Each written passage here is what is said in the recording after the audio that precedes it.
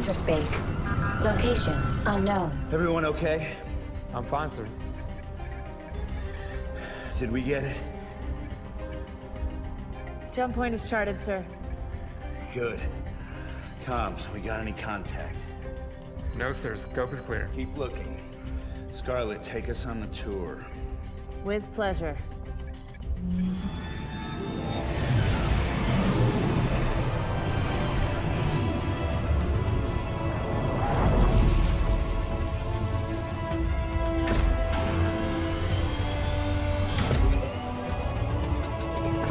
She's all yours, Doctor.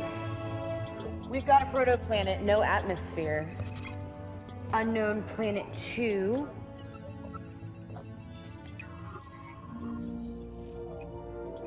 There's an atmosphere. Doctor. It could sustain life.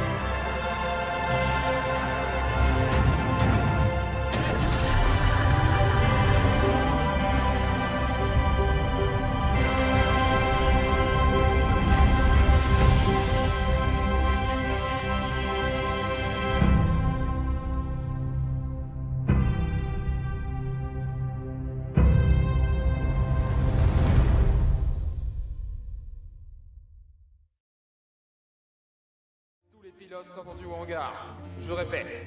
Tous les pilotes à vos vaisseaux. Attaque Vandoul en cours dans le secteur 7. Tous les pilotes entendus au hangar. Je répète. Tous les pilotes à vos vaisseaux. Attaque Vandoul dans le secteur 7.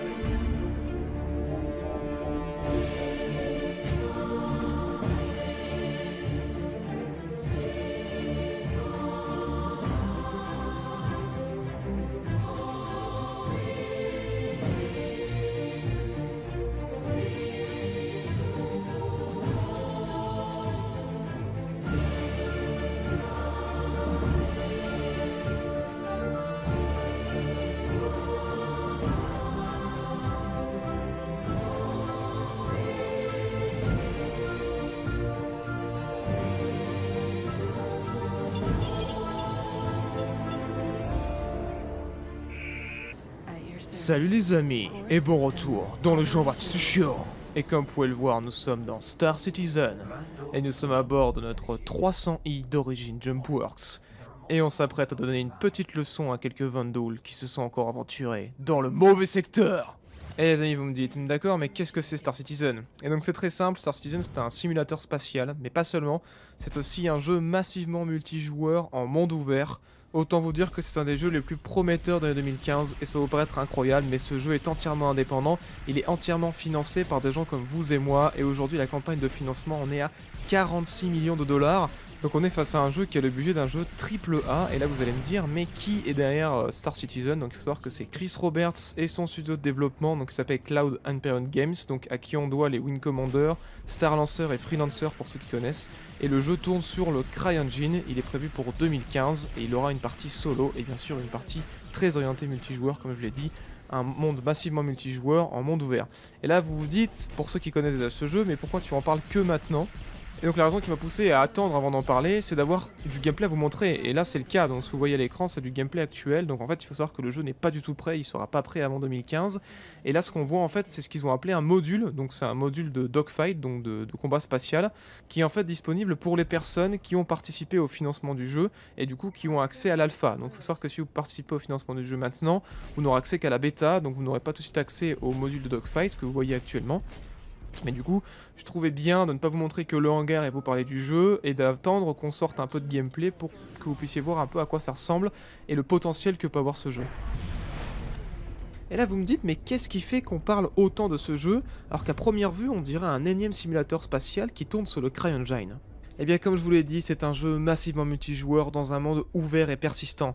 Donc c'est-à-dire que vous allez commencer avec un personnage, vous pourrez louer un vaisseau ou l'acheter pour ensuite le customiser en fonction de ce que vous voulez faire. Vous pouvez par exemple mettre beaucoup d'armements si jamais vous voulez rejoindre les autorités ou les pirates, ou alors devenir un mercenaire ou un chasseur de primes. Ou alors au contraire mettre l'accent sur un vaisseau léger et puissant pour devenir un pilote de course, ou alors être un explorateur qui partirait à la recherche de nouveaux systèmes et qui nommerait le nouveau système qu'il découvre, ou simplement vous débarrasser dans votre vaisseau de tout ce qui n'est pas nécessaire pour laisser beaucoup de place pour le transport, pour devenir un mineur, ou alors en transporteur pour des joueurs, ou même pour de l'équipement que vous irez récupérer, que vous irez revendre par la suite. Même pourquoi pas créer votre propre entreprise dans Star Citizen, c'est possible. Et comme je dis, c'est un univers persistant, ce qui veut dire que chacune de vos actions va avoir un impact sur ce qui se passe dans le jeu, et même quand vous êtes déconnecté, le monde continue à changer en fonction de ce que font les autres joueurs.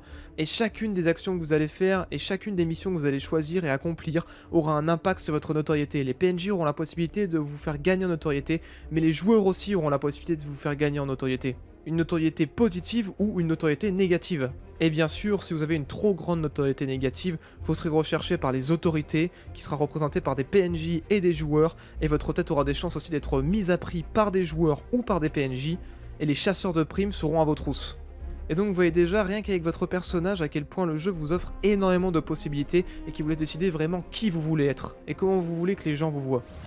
Et vous m'avez entendu parler de missions et de PNJ. Donc qu'est-ce qu'un PNJ? C'est un personnage non joueur, donc c'est un personnage contrôlé par l'intelligence artificielle, et ces personnages auront des missions à vous donner. Ils seront disponibles sur plusieurs planètes, donc des planètes connues ou des planètes à découvrir, et dans ces missions vous pourrez en apprendre peut-être plus sur l'histoire ou avoir des récompenses, comme de l'argent et surtout de la notoriété. Mais bien sûr, les PNJ ne seront pas les seuls à pouvoir vous proposer des missions. Les joueurs pourront vous proposer des missions où vous demandez de l'aide. Par exemple, imaginons que vous avez perdu votre vaisseau dans un combat. Vous avez survécu, mais votre vaisseau est détruit. Heureusement, vous avez pensé à prendre une assurance, car il y a des assurances dans Star Citizen. Donc on est en train de vous préparer un nouveau vaisseau, mais il y a un temps de construction. Donc vous n'avez pas de vaisseau. Donc ce que vous pouvez faire, c'est proposer une mission à un joueur pour vous transporter d'un point A à un point B en le payant, ou alors au contraire chercher un emploi.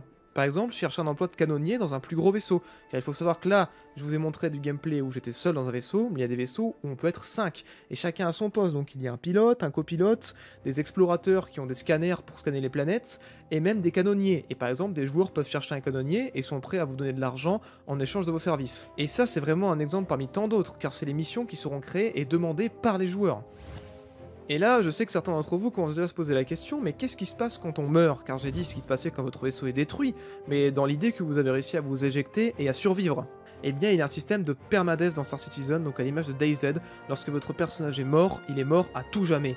Alors j'en vois déjà s'affoler, mais ne vous inquiétez pas, vous ne perdez pas tout, il faudra faire un testament pour léguer vos biens à un de vos proches ou à un de vos amis, et vous prendrez ensuite le contrôle de ce personnage-là, qui aura une apparence différente, qui sera quasiment le même car il n'y a pas de compétences dans Star Citizen car nous ne sommes pas dans un MMORPG mais simplement un MMO, et il récupérera vos vaisseaux, une partie de votre notoriété et une partie de votre argent.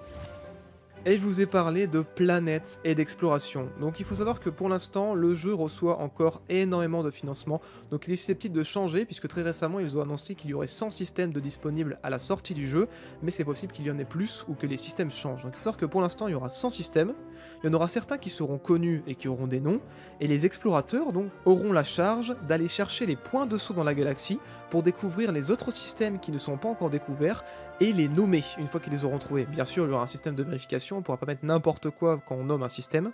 Et les développeurs ont aussi annoncé que toutes les 2 semaines, il y aura des mises à jour sur le jeu, et qu'ils ajouteront régulièrement des nouveaux systèmes, des nouvelles missions, des nouvelles planètes.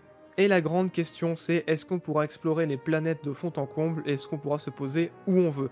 Donc la réponse est malheureusement non. Vous pourrez vous poser sur des astéroïdes, sur des débris, mais vous ne pourrez pas vous poser où vous voulez sur une planète. À l'approche d'une planète, il faudra demander une autorisation pour atterrir sur une ou plusieurs zones d'atterrissage autorisées, et une fois que vous avez choisi votre zone d'atterrissage, vous passerez en pilote automatique et vous atterrissez dans la zone. Il y a des endroits à explorer, mais c'est pas infini, l'univers pour l'instant n'est pas infini, mais voilà, il y a beaucoup de choses à faire, il y a des missions, il y a aussi du PVP à pied de prévu, donc des phases en first person shooter qui sont prévues, avec des missions aussi à pied, donc autant dire qu'il y aura beaucoup de choses à faire et il y aura quand même beaucoup d'exploration à faire.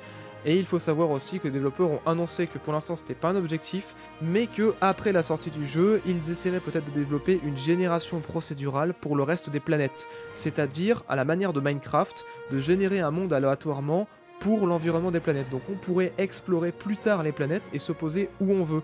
Donc il y aura un environnement qui se générerait autour des zones déjà jouables à la sortie du jeu, à la manière de Minecraft ou même à la manière de No Man's Sky, qui est aussi un simulateur de vol et d'exploration indépendant, qui a prouvé que oui, c'était possible de mettre en place de la génération procédurale dans l'espace, puisque les planètes sont générées aléatoirement, elles sont entièrement visitables, avec des environnements totalement aléatoires et des animaux et des extraterrestres générés totalement aléatoirement dans tout cet univers. Donc c'est possible, mais ce n'est pas leur priorité, même si ils ont engagé une équipe de recherche à ce niveau-là.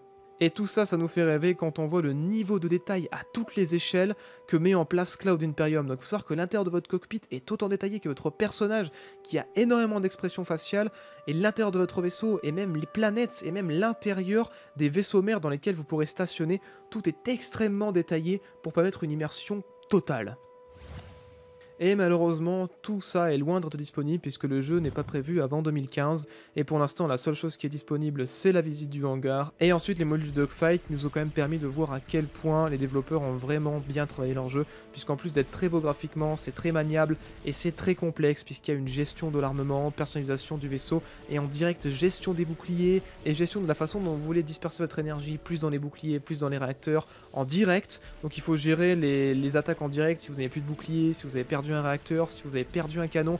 Donc les impacts sont vraiment gérés de manière très réaliste. Donc quelqu'un par exemple peut décider de détruire votre réacteur ou de vous tirer dans les ailes pour vous immobiliser et ensuite vous récupérer si jamais il y a une prime sur votre tête mais que la personne vous veut vivant.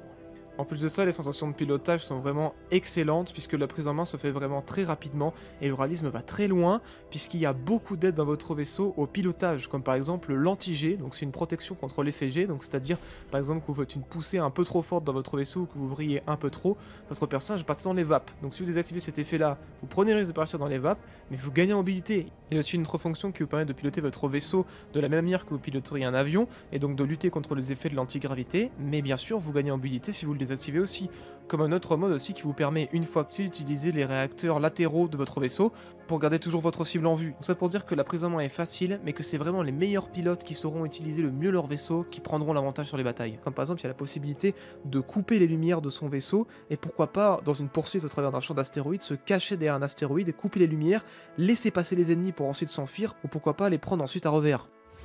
Et donc comme vous en doutez, on approche grandement de la fin de cette présentation. Donc brièvement, qu'on fasse passer au niveau des serveurs. Donc il faut savoir que pour l'instant ils ont comme objectif de faire un seul serveur et un seul monde dans lequel tous les joueurs seront. Et pour éviter les problèmes de lag, en fait il y aura un système d'instances qui sera généré en fonction de votre ping. Mais il y aura aussi possibilité de créer votre propre serveur privé si par exemple vous voulez faire que des serveurs avec que des explorateurs. Et en plus de ça, le jeu sera modable sur les serveurs privés et on aura aussi la possibilité de créer nos propres vaisseaux et de les proposer dans les serveurs. Et si jamais les vaisseaux ont beaucoup de succès, ils pourront être intégrés au jeu. Et si les vaisseaux marchent vraiment bien, les développeurs ont dit qu'ils mettraient en place un système de rémunération pour le créateur du vaisseau. Et il faut savoir que ça, ce sera vraiment mis en place, puisqu'ils ont mis en place un grand concours pour les fans, avec plein de vaisseaux qui ont été proposés. Et il y en a un qui a été élu la semaine dernière pour rentrer dans le jeu. Il est vraiment super, j'ai vraiment hâte de le tester et de mettre ma main dessus. Et donc vous pouvez le voir que les développeurs sont vraiment très à l'écoute des joueurs. En plus, ils ont une chaîne YouTube qu'ils alimentent énormément, ça fait vraiment plaisir. Il faut savoir que le jeu ne sera pas disponible avant 2015 et qu'il y a déjà 500 000 citoyens des étoiles, donc 500 000 personnes qui ont participé au financement du jeu et qui ont acheté un vaisseau. Et pour répondre à la question que vous posez sûrement, on peut acheter des vaisseaux avec de l'argent pour l'instant, mais ce sera pas un pay to win puisqu'après ce sera plus possible d'acheter des vaisseaux avec de l'argent. Tous les vaisseaux seront achetables avec l'argent du jeu. Tous les vaisseaux que nous on peut acheter maintenant, vous pourrez les acheter si vous attendez la sortie avec l'argent du jeu. Il n'y a aucun avantage à acheter un vaisseau maintenant, c'est seulement pour aider le financement. Et il n'y aura pas d'abonnement, le jeu sera vendu à un prix donné et ce sera fini. Il n'y aura pas d'abonnement et il n'y aura pas d'achat en jeu ni de microtransactions. Et le jeu sera disponible en français et il comportera une grosse partie solo qui s'appelle Squadron 42, donc il sera entièrement scénarisé avec des cinématiques, des personnages joués par de vrais acteurs, en motion capture. Vous aurez la possibilité de parcourir ce solo avec votre personnage seul ou en coopération avec des amis. Et on vous proposera de rejoindre l'armée pour faire votre service militaire, et à la fin des Squadrons 42, vous ressortirez des missions solo directement dans le MMORPG avec votre argent en poche, votre vaisseau en poche, et vous êtes prêt pour l'aventure. Mais vous pouvez bien sûr décider de ne pas faire du tout le solo, et donc de refuser de faire votre service militaire et d'aller directement dans la partie MO, et ce sera pris en compte que vous avez refusé de faire votre service militaire. Bon les amis, nous revoilà au hangar. Et ce que je vous ai pas dit, c'est qu'en fait le 300i dans lequel je suis n'est pas du tout mon vaisseau. Et en fait, si j'ai utilisé ce vaisseau, c'est parce que c'est le seul disponible avec le Hornet pour utiliser l'Arena Commander, donc le module de dogfight. Mais en fait, le vaisseau que j'utilise normalement n'est pas le 300i, mais l'Avenger, que vous avez juste en face de vous. Vous allez peut-être descendre comme ça. Hop là, voilà. Et du coup, là, ça c'est mon vaisseau. C'est celui que j'ai sélectionné quand j'ai participé au financement participatif. Et du coup, voilà, donc pourquoi je choisis celui-là plutôt que le 300i? Bah, tout simplement parce qu'il a un armement beaucoup plus lourd, comme vous pouvez le voir. Il est plus léger, il est plus rapide, il a plus d'espace pour le transport à l'arrière. Et surtout, un truc que j'avais trouvé vachement cool à l'époque et qui m'a convaincu définitivement d'acheter ce vaisseau, c'est qu'à l'arrière, en plus d'avoir des espaces de stockage, il a des modules pour transporter des prisonniers ou simplement des passagers en cryogénie. Et du coup, je trouvais ce petit plus vachement sympa, surtout qu'en plus je peux les retirer pour gagner de la place ou mettre des caisses. Mais en tout cas, j'ai l'équipement pour la cryogénie ici. Donc, je trouve ce petit truc vachement sympa. Du coup, je vous montrerai un peu l'intérieur. Donc voilà, on a encore un peu de quoi faire du stockage ici. À gauche, j'ai la couchette pour dormir pendant le long trajet. Et ensuite, là, on arrive au cockpit. Le cockpit de l'Avenger. Donc voilà, c'est vraiment un vaisseau que j'ai vraiment beaucoup aimé. Donc vous pouvez voir, il n'est pas fonctionnel pour l'instant. Donc il n'y a pas les écrans ne s'affichent pas, il n'est pas pilotable encore. Mais voilà, le vaisseau est là. Et donc pour l'instant, on se contentera du 300i jusqu'à ce qu'il y ait une mise à jour et que je puisse enfin le piloter. Et donc voilà. We're under attack. We're under attack. We're under attack. Oula, j'ai l'impression qu'on a de la visite les amis. Et j'ai l'impression que les Vanduul sont pas du tout contents de la rencontre qu'on a eue.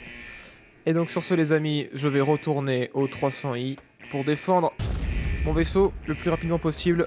Et je vous remercie d'avoir suivi la vidéo et je vous donne rendez-vous au prochain show.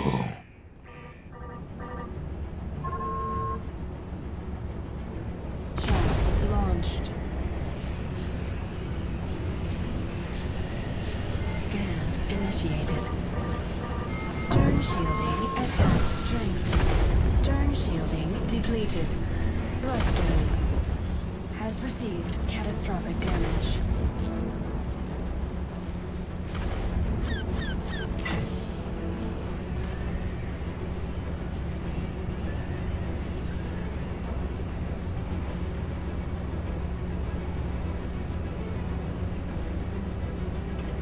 Stand by for reintegration.